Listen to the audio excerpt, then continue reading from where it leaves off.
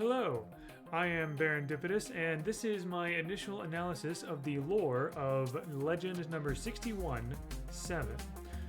Now, I know I haven't been able to do this every single time a new legend comes out, but I'm grateful that I've been able to do it this time. And I want to especially thank the developers of Blue Mammoth Games. They were kind enough to give me a couple of screenshots just barely before 7's release to help me to make this video in a timely manner. So thank you very much. I appreciate it a lot. I try my best to, when this kind of thing happens, I try my very best to respect their wishes of secrecy before. Well, maybe not secrecy, but just like discretion before things are officially released.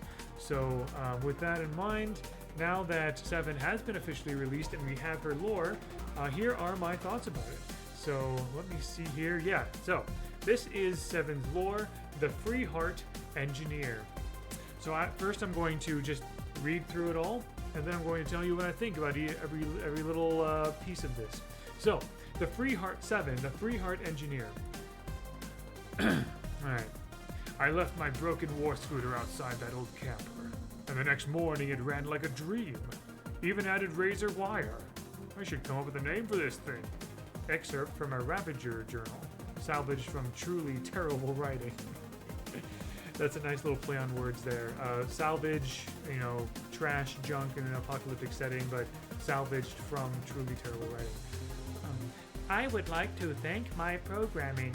7's acceptance speech after winning grand prize by entering herself in the Asgardian Science Fair. As the story entering herself, I just got it. Not only did she enter the Asgardian Science Fair, she entered herself as her science fair project. That's awesome. Anyway, as the story goes, the Barren Age was a time of turmoil and strife before the rebuilding. 7 remembers it as a time of limitless possibility in a sea of scrap. Travelers marveled at the mechanical world that sprung up overnight in the Great Pile. Roving automated beasts, flame-charged security systems, and the cutest little lemonade stand you've ever seen. The Outlands were also full of danger, but with resourcefulness, optimism, and a motorized battalion of land crab tank units, 7 proved she was made of tougher stuff, specifically an alloyed blend of myiridium and tungsten. Battles with skag hunters and the recently formed gas lords showed off her skill in the art of hand-to-wrench combat. The reborn Govern Corps called off their juggernaut engine attacks after a scout reported that she'd welded them together into a bouquet. There was one thing 7 often pondered and prototyped: a heart. Though in the end, it was not made for her, but for someone else. And as the ages passed, 7 finally felt the warmth of her power source fading. She got her battle checkers board and played a few rounds with her robo sidekick. After losing a match, she smiled, looked toward the setting sun, and at long last, powered down. The Valkyrie saw the little robot had technically fallen in battle and gave her a seat in Brawlhalla.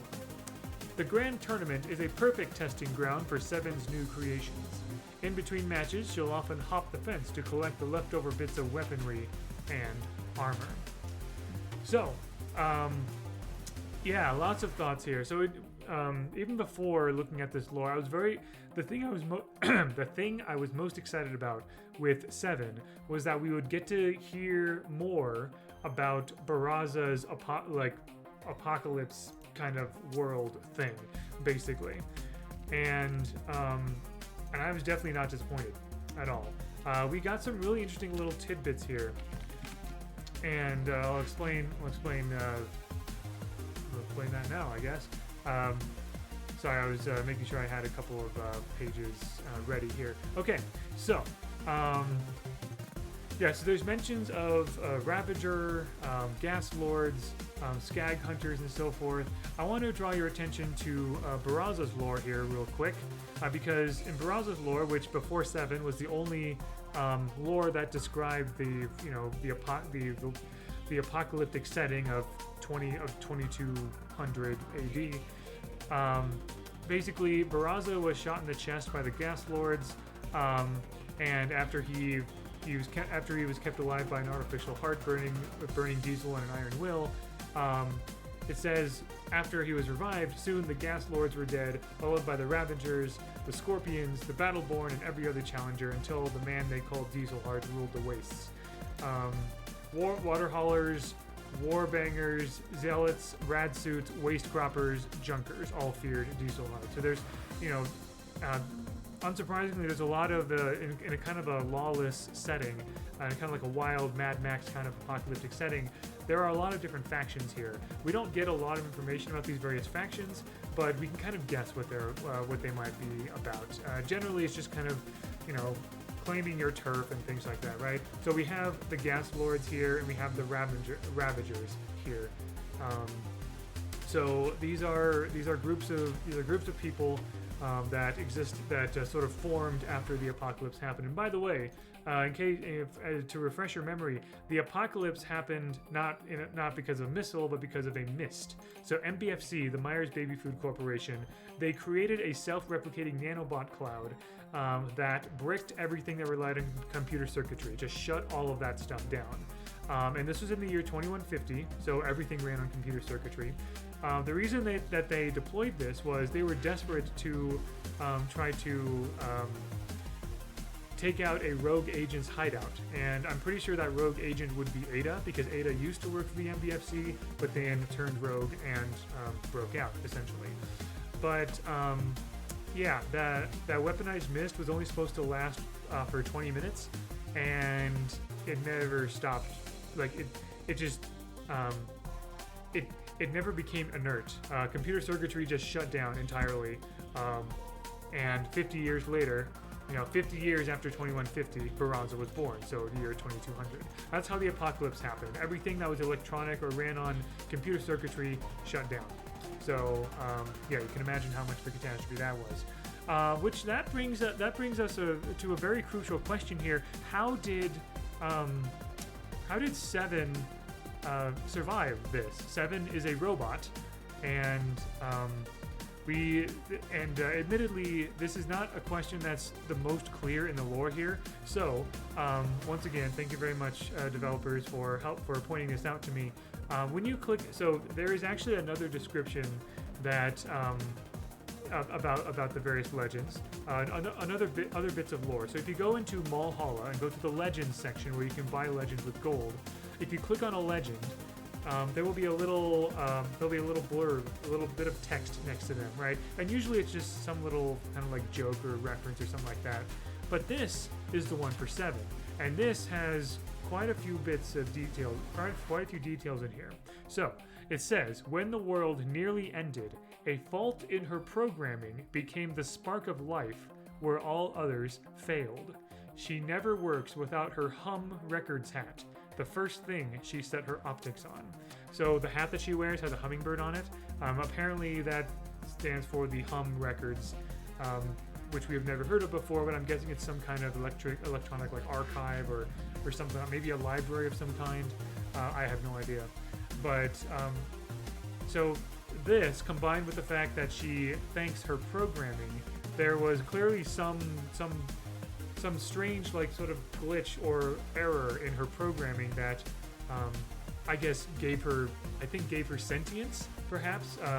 When these nanobots like bricked everything that had computer circuitry, when the nanobots interacted with her programming, I guess something happened where she gained sentience, and a fault in her programming became the spark of life where all others failed. So just like what happens with like DNA mutations and things like that, by as far as we can tell, sheer coincidence, she survived and became a unique being, essentially, because of the apocalypse, because of these nanobots. So that's what happened there, and that's kind of like all the context behind the apocalypse, basically, that Barza lives in. I also did want to point something out here where, oh gosh, these are, yeah, okay. So, all right, more details as we move along here. So, Ravager, Gas Lords, we got all of that. Usually when you talk about like apocalyptic settings, we usually see random words in capitalized. So we have barren age. No, not barren, not barren as in serendipitous, but barren as in like a barren wasteland, a desert or something.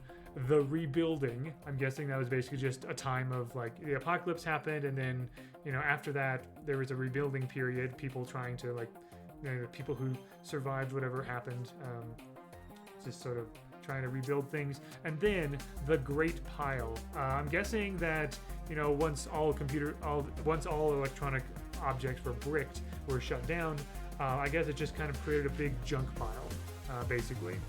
And thanks to 7 remembers this as a time of limitless possibility in a sea of scrap. Pretty much everyone else must have seen electronic objects as worthless at this point. But 7 tried to make the most of it and was able to, create crab tanks or things like that, right? Roving automated beasts, like these cute crab bots or whatever. Flame charged security systems. A cute lemonade stand, apparently. So yeah, and then it talks about, of course, the danger, but the resourcefulness and the optimism and the crab tanks that 7 had. She proved she was made of tougher stuff. Okay, here's an interesting thing. She is made of an alloyed blend of myiridium and tungsten. All right. So an alloy, of course, is a mix of metals. Usually that happens when you want to sort of like combine the strength and the properties of two metals together. Tungsten is, of course, a real metal. That's actually the kind of metal that my wedding ring is made out of.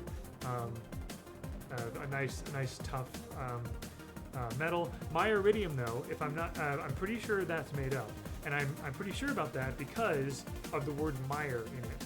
Mire, as you see in Val and Ada's lore, the MBFC is the Myers Baby Food Corporation. All right, and this was one of the big, companies that was like taking over in Miami Dome, essentially. So I'm pretty sure myiridium was some kind of metal that was being used by MBFC, which is your friend in nanotech, right? Because they apparently they went beyond just making baby food and making nanobots for some reason. Anyway, yeah, Skag Hunters, we haven't really heard of them before, but I'm guessing it was another faction like Gas Lords or Ravagers. Okay, this is interesting. The Reborn Govern Corps, okay? So, Govern Corps, I'm pretty sure, yeah, okay. So in Ada's lore, and also you see this in Val's lore as well, Govern Corps seems to be another evil corporation kind of a thing, except this is probably like the government corporation. So in a lot of cyberpunk settings, you often see this theme of corporate overlords or something, or like the like corporations have like taken over the government or things like that. And I think that's probably what happened here in Miami Dome as well, where Govern Corps is like the company over the government essentially. And think of and this Reborn Govern Corps thing kind of reminds me of how. So in the original trilogy of Star Wars, we had the Empire, and then in the sequel trilogy, episodes 7, 8, and 9, we had the First Order, which is basically the Empire reborn. So I think we have a similar situation here, where the Reborn Govern Corps, I guess they were trying to attack with their Juggernaut engines, and they called them off because someone reported to them that 7 had welded the Juggernaut engines together into a bouquet, which is hilarious. Now, this next paragraph here, this is where we get the Barza connection. So Barza is not named specifically, but there are many cases in Brawlhalla lore where people and places and things are not named specifically, but are heavily implied. Sir Roland, as Bryn's father, is a very good example of this, along with Queen Nye being Nyx's Quetzalcoatl quarry is another example. And here we see that 7 created, pondered and prototyped, and in fact created some kind of artificial heart. Who do we know in Brawlhalla lore that has an artificial heart? Well, Barza is really the only one. There is one other legend that like something happened to their heart, and that is Volkov. But Volkov cut out his own heart so that it could not be staked because he's a vampire. That's a totally separate thing. But now we know, and I mean, also Seven's teaser trailer, her animation, her animated trailer seemed to maybe hint at this as well, when it, showing that Seven was taking care of Barza and filling him up with diesel fuel into his chest. But the Free Heart engineer, Seven, is the one who created Barza's diesel heart, and that's awesome. And that's just a wonderful example of the developers of Brawlhalla filling in a gap where they can. Because in Barza's lore, when it talks about his diesel heart, it's really just, so shot in the chest by the gas lord, then left for dead. Barza returned, kept alive by an artificial heart, burning diesel and an iron will. And that's it. It doesn't talk about who made it or whatever. It's just like somebody, maybe we kind of assume that either somebody or maybe Barza himself made that diesel heart. But now we know Seven is the one who created it. And I think that is just wonderful. That's such a delightful robot character was the one who kept Barza alive. So you have Seven to thank for Barza being as fierce a warrior as he is, because otherwise he would not have lived as long, nearly as long. But yeah, this whole thing about battle checkers is hilarious to me.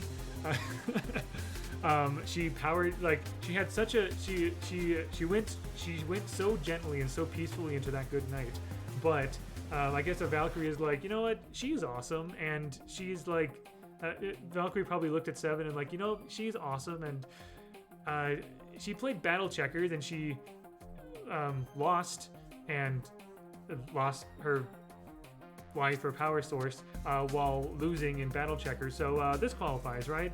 Apparently, I don't know how much Odin keeps track of that kind of thing, but it's hilarious to me how much Valkyries seem to be able to bend the rules a bit. Hypernia punching Sir Roland when Sir Roland is old and in his deathbed, and that qualified Sir Roland to enter into Valhalla. This qualifying for Seven to enter into Valhalla, it's great. I love it.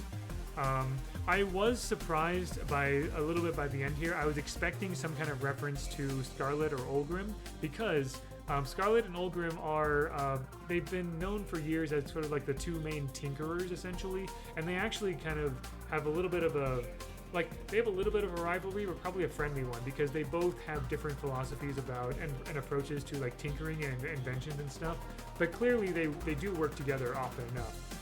So I was expecting, maybe a reference to that in here, but, just because it's not mentioned doesn't mean it doesn't happen. So I'm sure that Seven is, I'm guessing, it's my own headcanon, but it makes sense to me that Seven would have a lot to talk about with, Scarlet and Olgrim and the like, right? I do like this little detail that she hops the fence to collect, like, leftover bits and scrap of, like, weaponry and armor to, like, build things and whatever. Because, yeah, just like how Scarlet creates weapons and gadgets, and Olgrim does too, looks like Seven is another legend who is doing that as well. So maybe the next gadget we get, if we get a new gadget in the near future, maybe that one will have been created by Seven. Who knows? But yeah. Gosh, this is great. I love this. Probably the most significant things that we learned overall is, first of all, where Barza's diesel heart came from, Seven, and also just more juicy little breadcrumbs and details about the apocalyptic period of time on Earth, like, between the years of 2150 and, I don't know, 2250 or beyond or something like that. Because we did not know that Govern Corp was reborn. We did not know that there was a time called the Rebuilding. We did not know that there was a Great Pile. There's little tiny bits of like world building here to sort of like engage the imagination, I think. So, yeah. There you go. I feel like, oh yeah, okay. So, I did also want to point out that I don't have the clip ready here, but in the dev stream where they fully revealed Seven in game, this was on I think this was like Tuesday, December 12th, the dev stream on that day. The people asked why 7 was named 7. We don't get an answer to that in the lore here. We do see that on her the number 07 is painted on her chest, but the question still remains, why is she named 7 exactly? Is there a reason for that? Well, basically what the developer said was that 7 is legend number 61, right? Because Loki was the 60th legend to be released in Brawlhalla, and 7 is the 61st legend. And so what's 6 plus 1? It's 7. That's, as far as I know, that's why she's called 7, because 6 plus 1 is 7, and she's the 61st legend. So, but yeah, I am, as always, I am very happy and thrilled to get these more pieces of lore, and I very much look forward to trying out to playing 7 in the game. And yeah, I hope you enjoyed. Let me know if you have any questions or things you want to talk about regarding 7th lore or anyone else's lore and things like that. This video is basically just meant to be my initial overview of the whole of the lore and everything like that. Developers, those Brawlhalla developers, those of you who are watching, if I missed anything, definitely let me know. I think I covered things pretty thoroughly though, as far as I know. Yeah, there you go. That is 7. I hope you enjoyed. I hope this was enlightening, and I hope this helps you to appreciate the lore of Brawlhalla just a little bit more. So, thank you very much. Until next time, all the best.